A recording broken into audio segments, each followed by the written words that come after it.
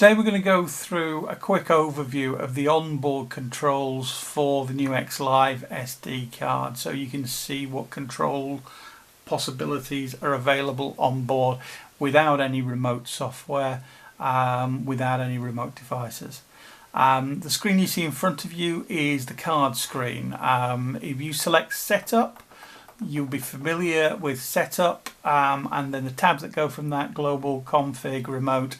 The last tab along is your card tab, and if you have the X Live card already installed, then you see the picture before you. The only thing that's relevant on layer 1 is your transport controls, which are down on the bottom of the screen down here. So you've got your stop, you've got your play pause, you've got select session and select a marker, which will play from that marker point, and add a marker into a session. So if I were to scroll down and select session number 1 there, you'll see that hopefully highlighted. If I press play for session number 1, you see the tape start to roll, and hopefully you can hear in the background there my track, which is actually a stereo track that I recorded just of one of my playback materials, and that you can see that session date's on there, and you can see from up at the top here how long that session lasts, 2 minutes and 10 seconds. You can see that it's recorded in 44.1K. You can see that I selected the 8-channel recording procedure. If you have a look at the videos before this, you'll see in the first video how I got to that point and selected 8 channels just to record 2 channels plus 6 blanks for demonstration purposes. You'll also see that the SD card 1 selected. You'll see the timer whizzing by, and if I press pause there, you play again, it starts exactly at the same point. And I press stop there. In the upper left corner you see that the SD1 card is selected. You can't actually select which card you're involved with or any of the other items until you go to layer 2. If you click on the layer 2, as I have done there, you can now see that you've got playback and recording options there.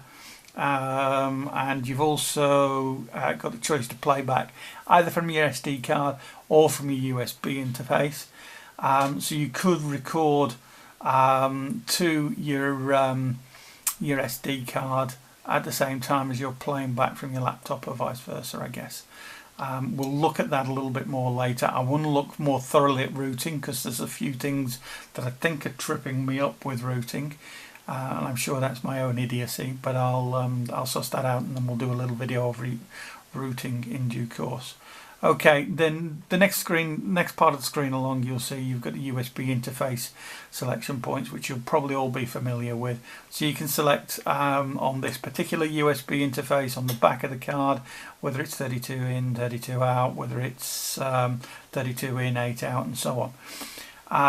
The middle screen, middle part of the screen, you'll see you've actually got the option to select SD card 1 or SD card 2, and the mode of recording. Those that watched the first video will remember that I recorded in 8-channel mode. 8-channel mode reports to the 16 SD card up at the top left corner. A 16 gig SD card will give me 2 hours and 57 minutes and 35 seconds of recording.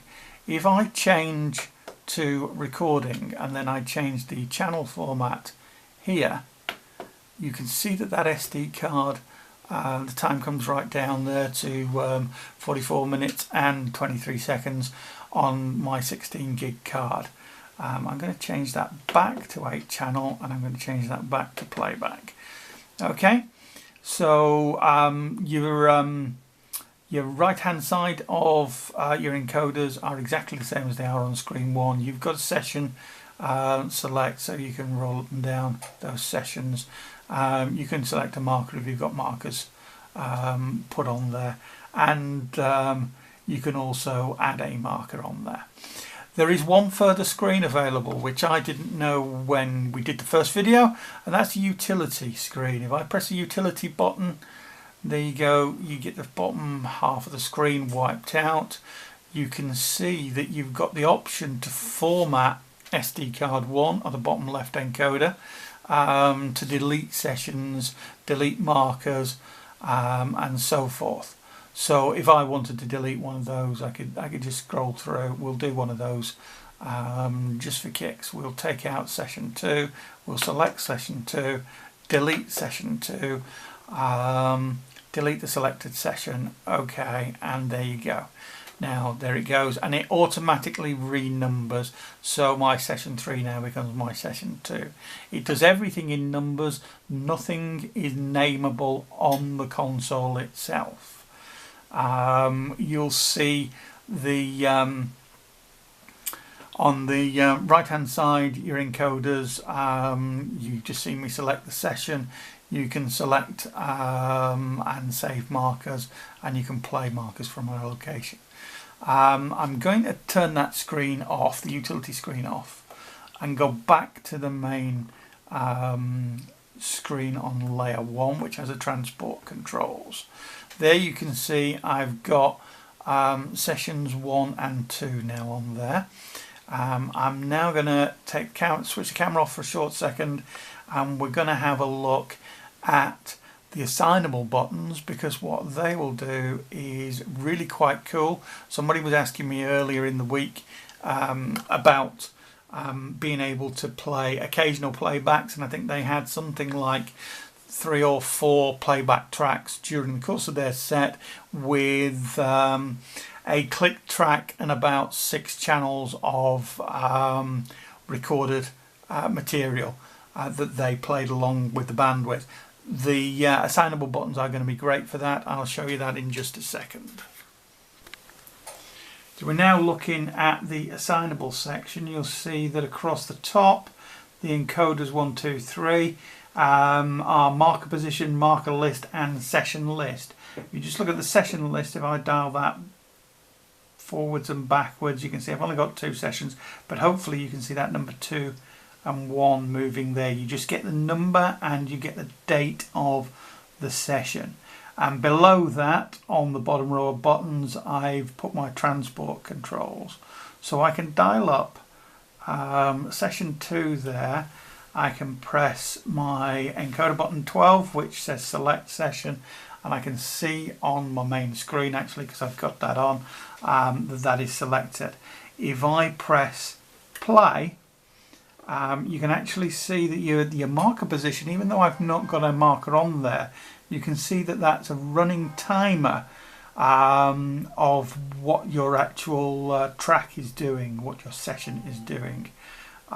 So without actually putting a marker down, you've got a running time code there of where you are at your marker position. And you can hopefully hear that in the background, and if I press pause, it's held. If I let that go again, that goes exactly where it is. If I press stop, you can see that the timer goes back to the beginning again. Now, a couple of days ago we were talking with a guy that was looking at these using backing tracks, a click track and 6 other tracks, of which 8-track recording, an 8-track SD card would do him fine. If I've actually set up something on assignable buttons set B, sorry, and I've actually got those same items, so I can select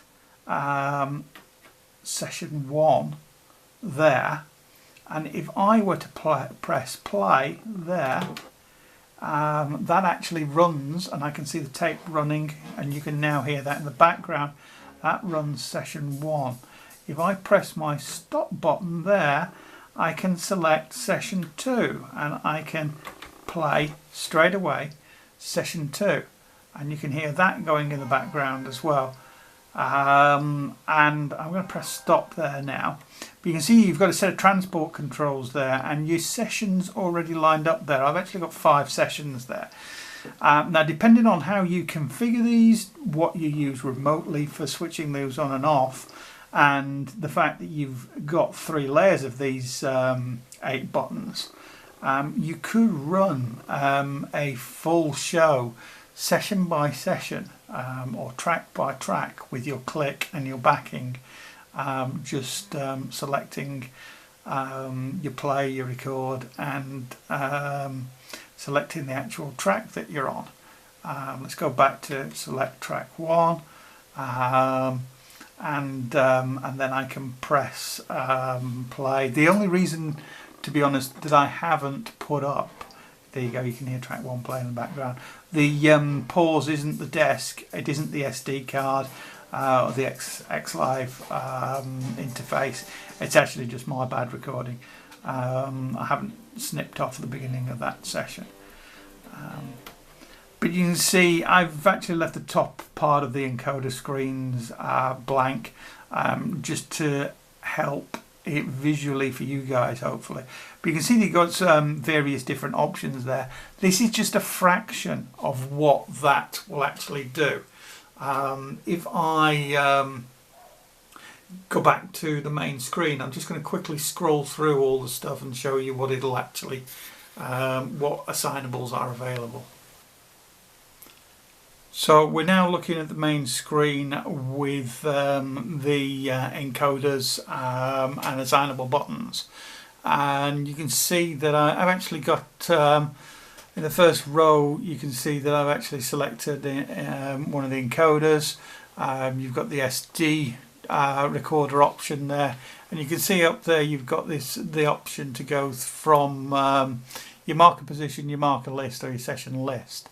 If I scroll down, sorry, wrong encoder, if I scroll down to button 5, and then I just go down to SD recorder, you can see that you've got a whole host of possible assignables there.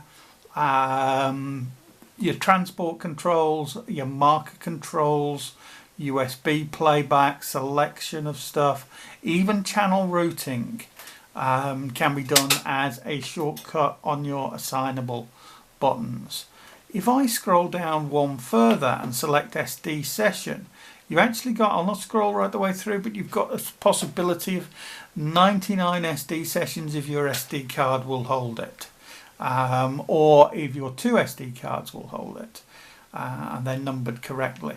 You've also got, if I select SD marker for button 5, you've got a possibility of selecting 99 marker points, again for pre-queuing.